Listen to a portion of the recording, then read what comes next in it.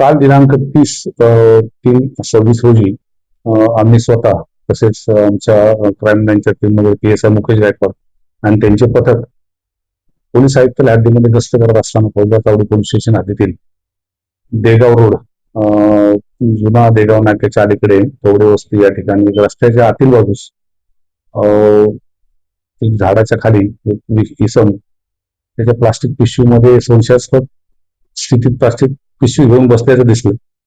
त्याच्यावर बारा पाळत ठेवले असता असं दिसून आलं की तो त्यामधून काही वस्तू काही विक्री करत आहे. प्रथमदर्शनी तो गांजा विक्री करतो असं तो संशय आल्याने तात्काळ योग्य ती उचित कायदेशीर कारवाई प्रक्रिया पार पाडून 2 पंचांसह त्या ठिकाणी जाऊन त्याला ताब्यात घेतलं आणि त्याच्याकडे चौकशी केली असता त्यांनी त्याचं नाव रजाक गफूर शेख वय 49 राहणार खोबडे वस्ती असं सांगितलं.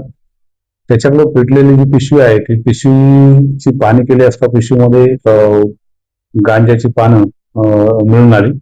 त्यानंतर त्या इसमाकडे अधिक चौकशी केली असता तो त्याच ठिकाणी बाजूला त्याचं घर आहे तिथे राहतोय. घराच्या कंपाऊंड मध्ये बॅक साईडला तसेच घराच्या समोरील बाजूस 3 ठिकाणी त्यांनी गांजाची झाडं लावल्याचं दिसून आढळून आलं. त्याप्रमाणे ती गांजाची झाडं कुठं आहेत त्याची पाहणी केली आणि ती गांजाची पूर्ण झाडं उपटून ताब्यात घेतली. अशी एकूण घरासमोरील 3 ठिकाणी आणि घराच्या मागे 2 अशा ठिकाणी एकूण 59 गांजाची झाडं मिळून आलेली आहेत. त्याचबरोबर तो जो इसम आहे रजाक गफूर शेख त्याच्याकडे देखील जवळजवळ 200 ग्रॅमच्या आसपास गांजा मिळून आलेला आहे. असं एकूण गांजाची झाडं आणि मिळून आलेला गांजा एकूण 21 किलो 439 ग्रॅम गांजा आम्हाला मिळून आलेला आहे. त्याबाबत सगळ्याचा गांजा जप्त करून उचित कायदेशीर कारवाई करून आरोपी विरुद्ध फौजदार चावडी पोलीस स्टेशन या ठिकाणी गुन्हा नोंद क्रमांक 287/26 NDPS ऍक्टचे कलम 20/20 अन्वये गुन्हा दाखल केलेला आहे.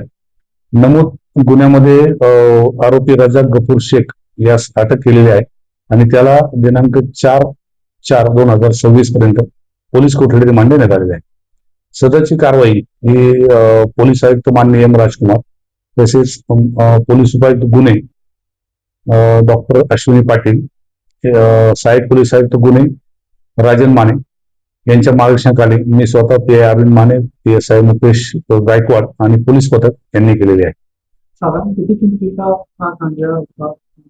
सदर गांजाची किंमत आजच्या बाजारभावाप्रमाणे 4,39,000 ही किंमत होते.